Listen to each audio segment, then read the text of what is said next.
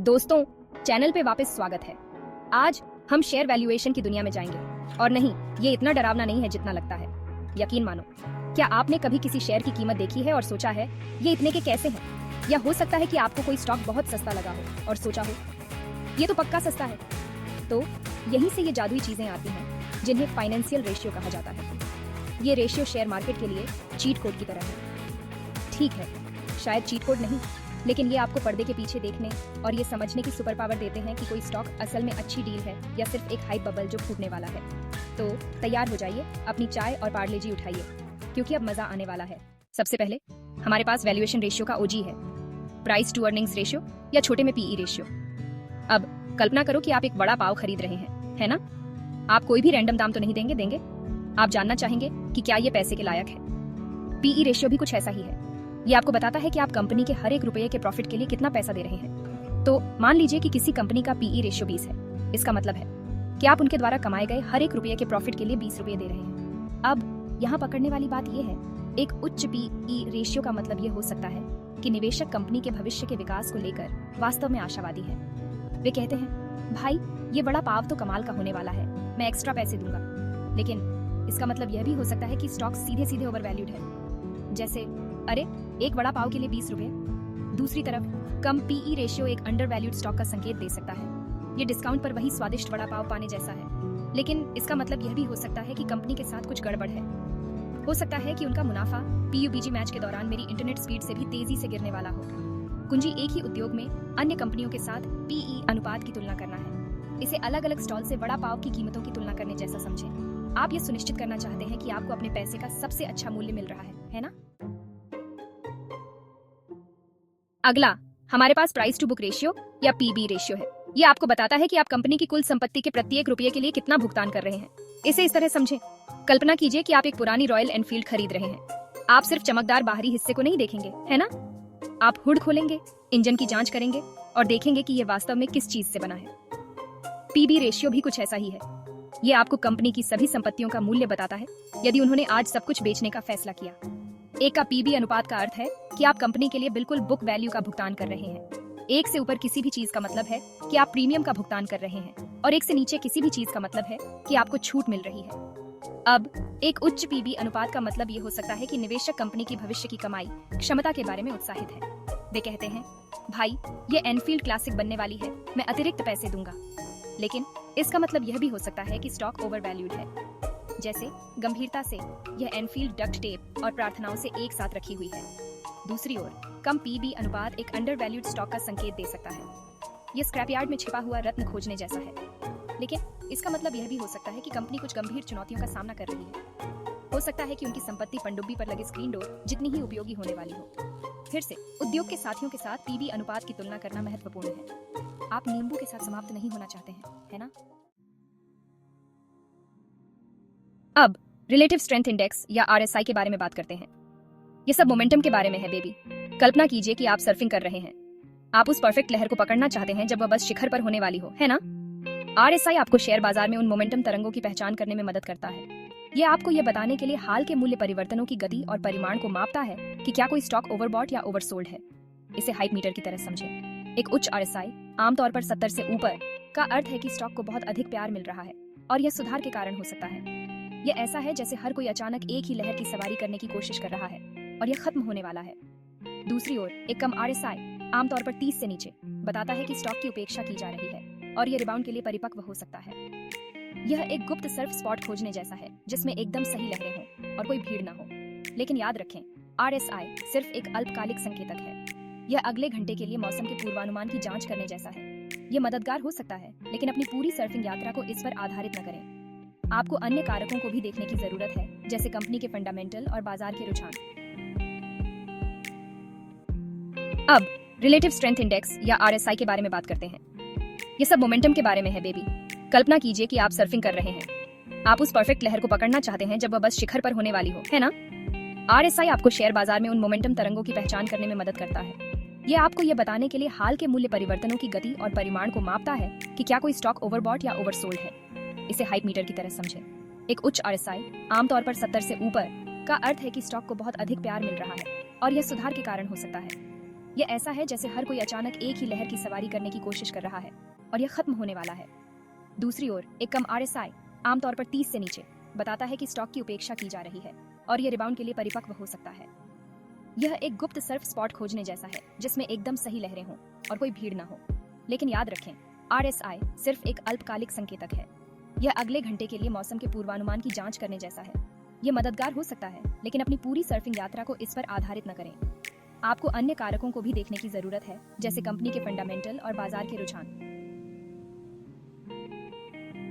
अब relative strength index या RSI के बारे में बात करते हैं। ये सब मोमेंटम के बारे में है बेबी। कल्पना कीजिए कि आप सर्फिंग कर रहे हैं। आप उस परफेक्ट लहर को पकड़ना चाहते हैं जब वह बस शिखर पर होने वाली हो, है ना? RSI आपको शेयर बाजार में उन मोमेंटम तरंगों की पहचान करने में मदद करता है। यह आपको यह बताने के लिए हाल के मूल्य परिवर्तनों की गति और परिमाण को मापता है कि क्या कोई स्टॉक ओवरबॉट या ओवरसोल्ड है। इसे हाइप मीटर की तरह समझें। एक उच्च RSI, आमतौर पर 70 से ऊपर, का अर्थ है कि स्टॉक को बहुत अधिक प्यार मिल रहा है और यह सुधार के कारण हो सकता है। यह ऐसा है जैसे हर कोई अचानक एक ही लहर की सवारी करने की कोशिश कर रहा है और यह खत्म होने वाला है। दूसरी ओर एक कम RSI, आमतौर पर 30 से नीचे, बताता है कि स्टॉक की उपेक्षा की जा रही है और यह रिबाउंड के लिए परिपक्व हो सकता है। यह एक गुप्त सर्फ स्पॉट खोजने जैसा है जिसमें एकदम सही लहरें हों और कोई भीड़ न हो। लेकिन याद रखें, RSI सिर्फ एक अल्पकालिक संकेतक है। यह अगले घंटे के लिए मौसम के पूर्वानुमान की जांच करने जैसा है। यह मददगार हो सकता है, लेकिन अपनी पूरी सर्फिंग यात्रा को इस पर आधारित न करें। आपको अन्य कारकों को भी देखने की जरूरत है, जैसे कंपनी के फंडामेंटल और बाजार के रुझान। चौथा अध्याय। अब मुफ्त पैसे किसे पसंद नहीं है?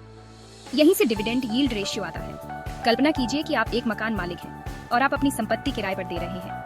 आप हर महीने कुछ मीठे मीठे किराए के पैसे की उम्मीद करेंगे, है ना? डिविडेंड यील्ड भी कुछ ऐसा ही है। यह आपको बताता है कि आप किसी कंपनी में निवेश किए गए प्रत्येक रुपये के लिए कितनी लाभांश आय प्राप्त करेंगे। तो मान लीजिए कि किसी कंपनी की डिविडेंड यील्ड 5% है। इसका मतलब है कि आपके द्वारा निवेश किए गए प्रत्येक 100 रुपये के लिए आपको हर साल लाभांश के रूप में 5 रुपये वापस मिलेंगे। बुरा नहीं, है ना? अब एक उच्च लाभांश उपज आकर्षक लग सकती है। यह एक ऐसे किराएदार को खोजने जैसा है जो दोगुना किराया देता है, लेकिन ये एक लाल झंडा भी हो सकता है। हो सकता है कि कंपनी विकास के लिए संघर्ष कर रही हो, इसलिए वे रसदार लाभांश के साथ निवेशकों को लुभाने की कोशिश कर रही है। दूसरी ओर कम लाभांश उपज का मतलब यह नहीं है कि कंपनी खराब है। इसका मतलब ये हो सकता है कि वे भविष्य के विकास को बढ़ावा देने के लिए अपने मुनाफे का पुनर्निवेश कर रहे हैं। ये उस किराएदार की तरह है जो हमेशा अपने अपार्टमेंट का नवीनीकरण कर रहा होता है।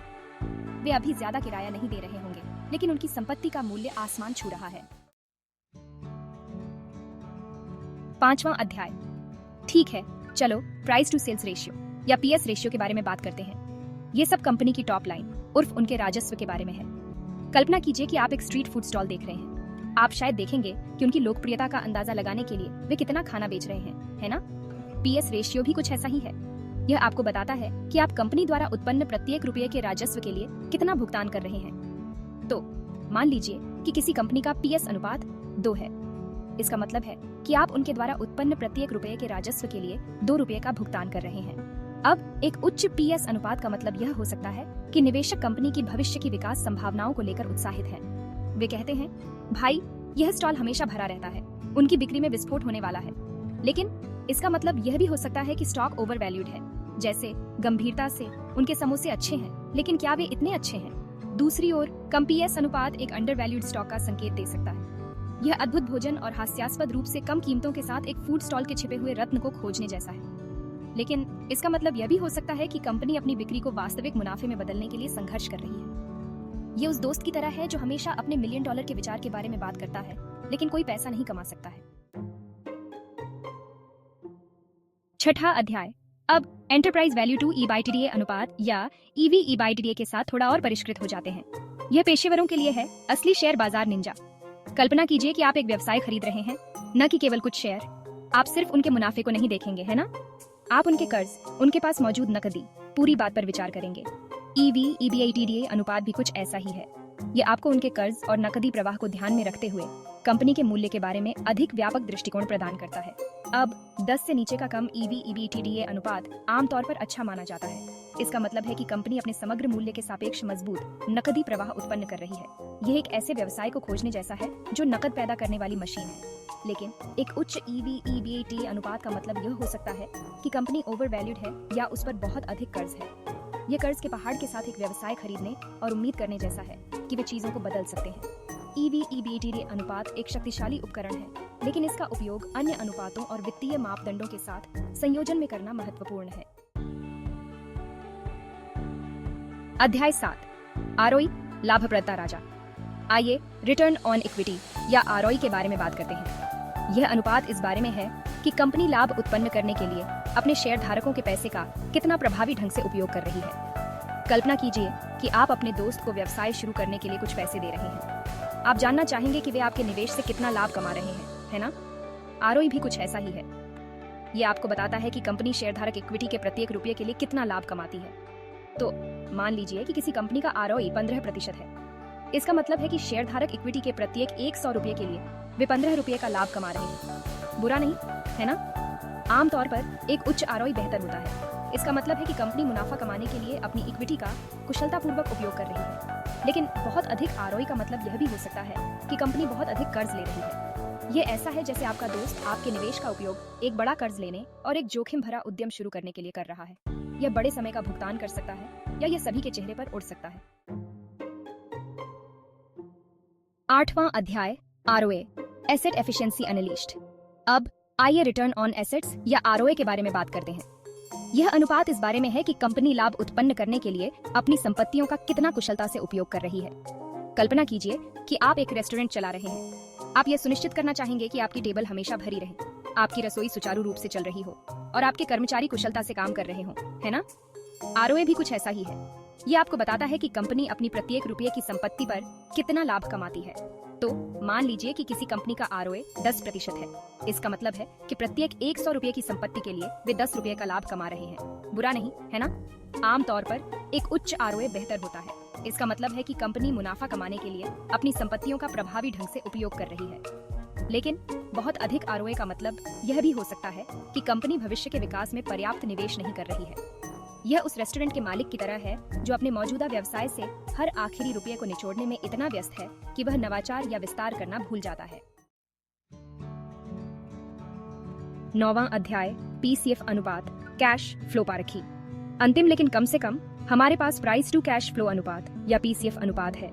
यह सब उस वास्तविक नकदी के बारे में है जो कंपनी उत्पन्न कर रही है। कल्पना कीजिए कि आप किसी मित्र को पैसे उधार दे रहे हैं। आप जानना चाहेंगे कि क्या उनके पास आपको वापस भुगतान करने के लिए पर्याप्त नकदी प्रवाह है ना? पीसीएफ अनुपात भी कुछ ऐसा ही है। यह आपको बताता है कि आप कंपनी द्वारा उत्पन्न प्रत्येक रुपये के नकदी प्रवाह के लिए कितना भुगतान कर रहे हैं। तो मान लीजिए कि किसी कंपनी का पीसीएफ अनुपात 10 है। इसका मतलब है कि आप उनके द्वारा उत्पन्न प्रत्येक रुपये के नकदी प्रवाह के लिए 10 रुपये का भुगतान कर रहे हैं। अब कम पीसीएफ अनुपात एक अंडर वैल्यूड स्टॉक का संकेत दे सकता है। यह उस दोस्त को पैसे उधार देने जैसा है जो नकदी में तैर रहा है।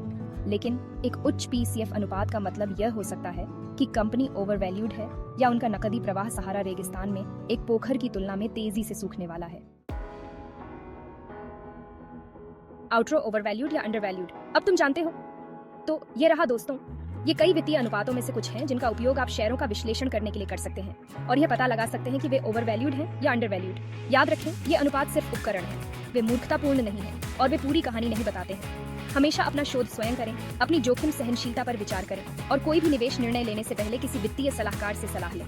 लेकिन कम से कम अब आप अपने दोस्तों को अपने नए शेयर बाजार ज्ञान से प्रभावित कर सकते हैं। और कौन जानता है, हो सकता है कि आपको अगला बड़ा मल्टीबैगर स्टॉक मिल जाए। अगली बार तक खुश निवेश।